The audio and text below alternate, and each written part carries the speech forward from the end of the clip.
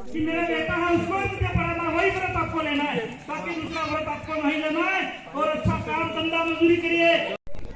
सोचा हमने, बोलते हैं कभी, बोलने नहीं देते। ये क्या कहते हैं, पढ़ाई का सीधा असर सरकार पे है। जब सरकार ऐसी बनेगी तो हमारी पढ़ाई बिगाड़ेंगे, हमारे कमरे की व्यवस्था नहीं करेंगे, स्टाफ की व्यवस्था नहीं करेंगे, तो विद्यालय हमारे लिए क्या हो जाएंगे। इसलिए मैं कहना चाहता हूं कि सरकार ही पूरी तरह से जिम्मेदार है, इसलिए सरकार को पूरी तरह से ये बात हमको समझना पड़ेगा। और ये बात समझ करके आपने देखा होगा कि डूंगरपुर जिले में आपकी टिकट के बल पे जीते थे हमारे बीच में बैठे हुए माया कलासवा। कितने 13 जिला परिषद सदस्य थे, 13 जिला परिषद सदस्य और 6 कांग्रेस के थे और 8 बीजेपी के थे। 8 और 6 दोनों में से दोनों साथ में मिल गए, एक हो गए। अब आप समझ सकते हैं कि हम तो कहते थे कि कांग्रेस, आज भाषणों में बोलते हैं, ये कभी कभी सुना होगा आपने लगातार 76 साल से, कि ये जो महंगाई बढ़ी है ये सारा बीजेपी वाले कहते थे कांग्रेस वाले कर रहे हैं, और कांग्रेस वाले कहते थे बीजेपी वाले कर रहे हैं।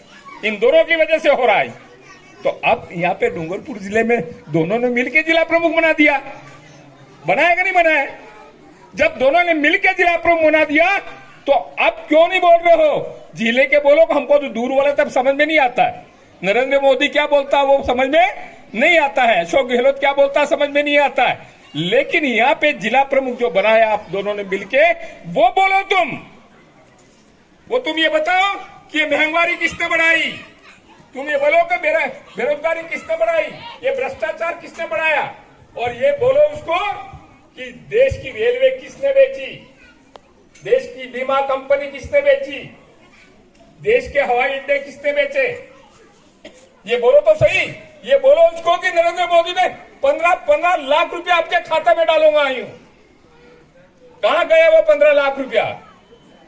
अरे दोनों साथ में बैठे हुए तो दोनों को बोलना पड़ेगा कि नहीं? यदि वो नहीं दे रहे हैं, उनको मालूम है कि नरेंद्र मोदी ने 15 लाख रुपया बोला था लेकिन नहीं दिया यूं, तो मैं ये पूछना चाहता हूं कि कांग्रेस वाले बीजेपी को समर्थन जिला प्रमुख कैसे बनाया? जब वो बेरोजगारी बढ़ा रहे थे, महंगाई बढ़ा रहे थे बीजेपी वाले, तो कांग्रेस ने समर्थन कैसे दिया? तो मैं ये कहना चाहता हूं आपको कि हम समझे नहीं थे, ये एक हो गए इसलिए समझ गए। हम बात करते थे लेकिन लोगों को मानने तैयार नहीं थे, क्योंकि कांग्रेस तो हमारी माँ बाप है, बीजेपी हमारी माँ बाप है, सुनना तक पसंद नहीं करते थे। और अभी भी मैं कह रहा हूं, गांव के अंदर कोई कांग्रेस बीजेपी का होगा तो छोड़ के आ जाइए। ये जो तकलीफ बजा रहे थे वो अब नहीं बच पाने वाली। अब पूरे देश के ये बात नहीं है, इस एरिया में ही हम सब जाग रहे, ऐसी बात नहीं है। ये केवल आदिवासियों की बात नहीं है। क्या महंगाई आदिवासियों के ऊपर है के लिए? जो भ्रष्टाचार जो चल रहा है वो केवल आदिवासियों के ऊपर है, ये उनके ऊपर है? सब पीड़ित है, लेकिन वो अपने नहीं कर भले वो बिजली पड़े लेकिन बोले किसको, इससे नहीं बोलते, चुप है। उनसे तो